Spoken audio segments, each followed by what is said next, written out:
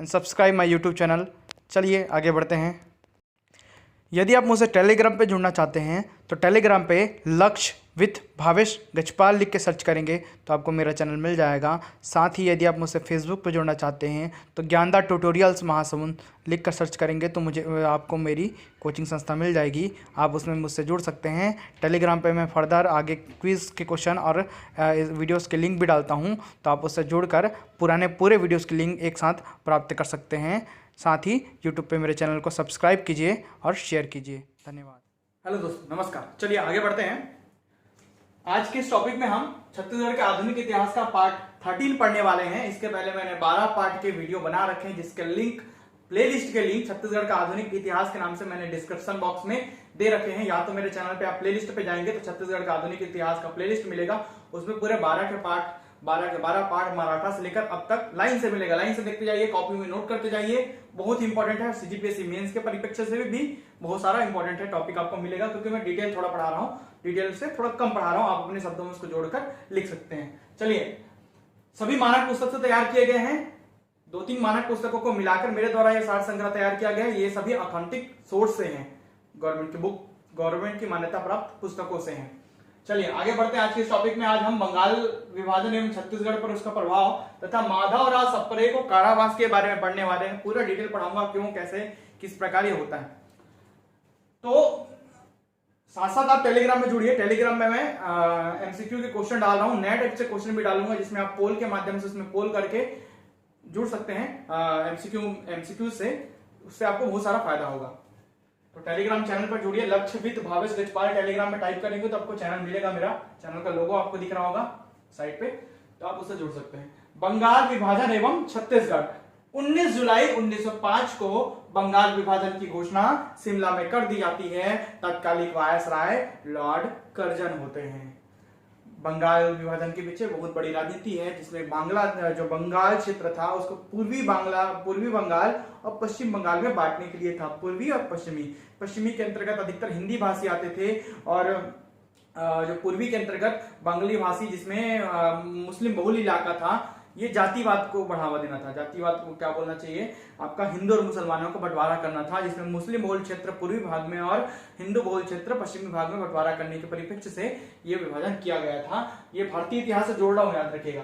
चिटगांव, ढाका, मैनन सिंह, ये सबको असम प्रांत हुआ करते थे। असम प्रांत कॉर्नर पे, बंगाल प्रांत छत्तीसगढ़ मध्य प्रांत के अंतर्गत आता था, उधर पंजाब प्रांत हुआ करता था। इसी प्रकार प्रांतों में विभाजित था भारत। तो ये सबको असम प्रांत में मिलाने के लिए, जो कि मुस्लिम बहुल क्षेत्र हुआ करता था, और इधर हिंदू बहुल क्षेत्र, तो ये बहुत बड़ा राजनीतिक कारण था। अब देखते हैं छत्तीसगढ़ पर इसका क्या प्रभाव हुआ। तो 1905 को बंगाल विभाजन की घोषणा कर दी गई, और 16 अक्टूबर 1905 को ये विभाजन पूरे भारत में लागू हो गया। लागू होने का डेट अलग है, घोषणा करने की तिथि अलग है। बेसिकली घोषणा करने की तिथि को पूछता है, ठीक है। तो 16 अक्टूबर 1905 को बंगाल विभाजन पूरे भारत में लागू हो जाता है। भाषाई आधार पर राज्यों का पुनर्गठन करना इसका एक उद्देश्य मानकर अंग्रेज इसको लाए थे, जिसमें चिटगांव, ढाका, मैनन सिंह को असम प्रांत में मिला लिया गया। सुझाव था मात्र एक, है ना। तो संबलपुर को, अब छत्तीसगढ़ में इसका क्या प्रभाव होता है। संबलपुर जो कि उड़ीसा पे आता है, तो संबलपुर को बंगाल प्रांत में, ठीक है, बंगाल प्रांत में मिला लिया जाता है, तथा बंगाल प्रांत के 5 रियासत, जिनमें से कोरिया, चांग बखार, सरगुजा, उदयपुर, जिसे धर्मजयगढ़ कहते हैं, ठीक है, जसपुर को तत्कालीन मध्य प्रांत में मिला लिया गया। तत्कालीन मध्य प्रांत के अंतर्गत ही छत्तीसगढ़ आता था, तो ऐसा मानते हैं कि ऐसा हम मान सकते हैं कि छत्तीसगढ़ में मिला लिया गया, ठीक है। तो तत्कालीन छत्तीसगढ़ में मिला लिया जाता है इन 5 रियासतों को। कोरिया, चांग बखार, सरगुजा, उदयपुर, जसपुर, ये 5 रियासतें जो राजाओं के गढ़ होते थे, उनको छत्तीसगढ़ में मिला लिया गया।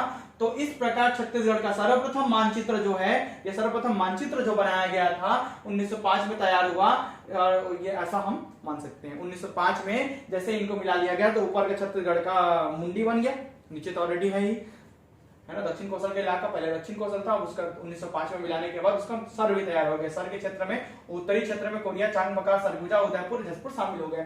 तो इस प्रकार 1905 में सर्वप्रथम मानचित्र तैयार किया गया। बाद में 1918 के पंडित सुंदरलाल शर्मा के जो प्रथम स्वप्न दृष्टा थे, जिन्होंने अपनी पांडुलिपि में इसका स्पष्ट रेखा चित्र खींचा, उसके बारे में भी बताऊंगा। जो वो 1918 की घटना है, यह प्रथम मानचित्र 1905 में तैयार हुआ, और पंडित सुंदरलाल शर्मा वाला 1918 वाला है, जिसमें पांडुलिपि में स्पष्ट रेखा चित्र खींचा है उन्होंने, इसलिए उन्हें प्रथम स्वप्न दृष्टा कहा जाता है। जिन्होंने सपना देखा कि छत्तीसगढ़ अलग बनेगा। चलिए आगे बढ़ते हैं। बंग भंग, जिसको बंगाल भंग बोलते हैं, बंग भंग का प्रचार छत्तीसगढ़ में भी इस आंदोलन की क्रांति जागृत हुई, क्योंकि क्रांति जैसे ही भंग हुआ वैसे ही छत्तीसगढ़ पूरे भारत में क्रांतियां चालू हो गई। उस क्रांति के में बंगाल भंग का जो प्रचार है छत्तीसगढ़ में बिलासपुर जिले के आंदोलनकारी ताराचंद ने किया। ये याद रखिएगा, नया क्वेश्चन है। बिलासपुर जिले के ताराचंद ने इस क्रांति की, बंगाल भंग की जो जागृति है वो छत्तीसगढ़ में फैलाई, इसलिए इन्हें राजनीतिक रूप में जागृत प्रथम कार्यकर्ता होने का श्रेय दिया जाता है। छत्तीसगढ़ में प्रथम कार्यकर्ता जो कि राजनीतिक रूप में, वो कौन है? तो ताराचंद है, जो कि बिलासपुर जिले से बिलोंग करते हैं। ये याद रखिएगा, आपके लिए नया क्वेश्चन है, आगामी पेपरों में आ सकता है। अब देखते हैं 1906। तो इसी के परिणाम स्वरूप 1906 में 1905 और 1906 के प्रांतीय स्तरीय मध्य प्रांत में जो सम्मेलन हुआ था उसको दोनों को पढ़ाया हूं। 1905 में खापर्डे अध्यक्ष होते हैं और वो स्वदेशी आंदोलन प्रस्ताव रखते हैं, तथा 1906 के सम्मेलन में, जिसमें उनके स्वदेशी प्रस्तावों को पास कर लिया था, स्वीकृत कर लिया था कि स्वदेशी अपनाओ और विदेशी वस्तुओं का बहिष्कार। मुंजे इसमें शामिल होते हैं। मुंजे बोलते हैं कि विदेशी वस्तुओं का बहिष्कार भी होना चाहिए और स्वदेशी विषयक प्रस्ताव पारित भी होना चाहिए। ये होता तो प्रस्ताव 1906 में पारित हो जाता है। अभी भी कल ही प्रधानमंत्री जी ने इस प्रस्ताव के बारे में बताया। स्वदेशी अपनाओ चल रहा है, तो ये बता रहा हूं आपको। चलिए 1906 में रायपुर शहर में कांग्रेस की शाखा स्थापित हो जाती है। तो कांग्रेस की शाखा सर्वप्रथम छत्तीसगढ़ में कब स्थापित हुई? तो 1906 में स्थापित हुई, रायपुर शहर में स्थापित हुई। बैरिस्टर सीएम ठक्कर का योगदान इसमें उल्लेखनीय है। तो बैरिस्टर सीएम ठक्कर को आप याद रखेंगे। सीएम ठक्कर के प्रयासों के परिणाम स्वरूप रायपुर में कांग्रेस की शाखा सन 1906 में स्थापित हो जाती है।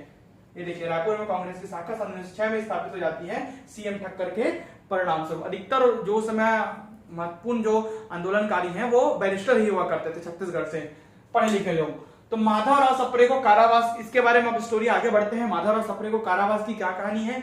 देखिए, केसरी और मराठा दो पत्रिका था, लेकिन मराठा के बारे में इसमें नहीं लिखा हूं क्योंकि वो रिलेटेड नहीं है छत्तीसगढ़ से। फिर भी बता देता हूं कि केसरी और मराठा बाल गंगाधर तिलक द्वारा प्रकाशित की गई दो पत्रिका थी, जिसमें अंग्रेजों का बहुत सारी आलोचना की गई थी, अंग्रेजों की शासन प्रणाली के बारे में और अंग्रेजों के बारे में, और क्रांति जगाने का प्रयास किया गया था। तो केसरी बाल गंगाधर तिलक द्वारा 1881 में मराठी भाषा में प्रकाशित पत्रिका है। क्या होता है? 13 अप्रैल और अगस्त, दोनों लिखा हूं, डेट दिख रहा है। अप्रैल आपका ग्रंथ के अकॉर्डिंग और अगस्त आपका बृहत संदर्भ के अकॉर्डिंग, दोनों मानक पुस्तकों का डेट लिख दिया हूं। महीनों में आगे पीछे होता है किसी पुस्तकों में, तो दोनों लिख दिया हूं मैं। 1907 बेसिकली अगस्त आप मान सकते हो। तो 13 अगस्त या अप्रैल 1907 को माधवराव सप्रे द्वारा इसका हिंदी में प्रकाशित कर दिया गया। हिंदी में इसका प्रकाशन कर दिया गया, ट्रांसफर किया गया। किसको? केसरी को। केसरी का हिंदी में प्रकाशन किया गया, इसलिए यह हिंद केसरी कहलाया। हिंदी में प्रकाशित होने के कारण यह हिंद केसरी कहलाया। क्या कहलाया? हिंद केसरी कहलाया। देश सेवक मराठी पत्रिका थी जिसमें प्रकाशित काला पानी व दो अन्य मराठी लेख थे। काला पानी एक मराठी लेख है, इसके अलावा दो अन्य और मराठी लेख थे। इन दोनों मराठी लेखों का हिंदी में प्रकाशन हुआ, जिसके शीर्षक देश का दुर्देव और बम गोले का रहस्य था। ये दोनों भी किसमें प्रकाशित थे? हिंद केसरी में। केसरी का हिंदी में प्रकाशन हिंद केसरी, माधवराव सप्रे, 13 अगस्त 1907। तो हिंद केसरी में ही ये दो शीर्षक नाम के जो कि देश सेवक पत्रिका में प्रकाशित काला पानी व दो अन्य मराठी लेखों का भी हिंदी प्रकाशन था। देश का दुर्देव और बम गोले का रहस्य, ये भी हिंद केसरी में प्रकाशित हुआ था। ये बहुत ही क्या था? आलोचनीय था, मतलब आलोचना इसमें ब्रिटिश शासन की बहुत सारी आलोचना की गई थी।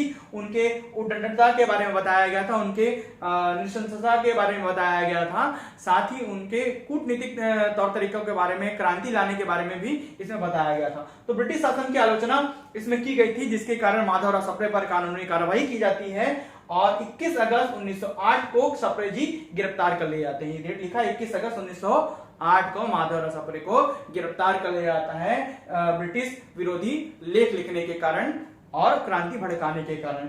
तो वामन राव लाखे के माध्यम से क्षमा पत्र पर वो साइन करते हैं और क्षमा पत्र के माध्यम से वो छूट जाते हैं। क्षमा पत्र के पीछे का रहस्य ये है कि माधवराव सप्रे के जो भाई होते हैं वो उनको क्या बोलते हैं, संदेश भेजते हैं कि यदि आप इस क्षमा पत्र पर स्वाक्षर नहीं करेंगे तो मैं सुसाइड कर लूंगा, मतलब आत्महत्या कर लूंगा, जिसके प्रभाव में आकर अपने परिवार की जान बचाने के लिए माधवराव सप्रे, वामाराव लाखे के माध्यम से क्षमा पत्र में साइन कर लेते हैं। सहयोगी कौन होंगे? वामाराव लाखे। तो वामाराव लाखे और माधव सप्रे इस प्रकार कनेक्ट हो गए। अब याद रखिएगा 2 नवंबर 1908 को उन्हें छोड़ दिया जाता है, जेल से उन्हें मुक्त कर दिया जाता है।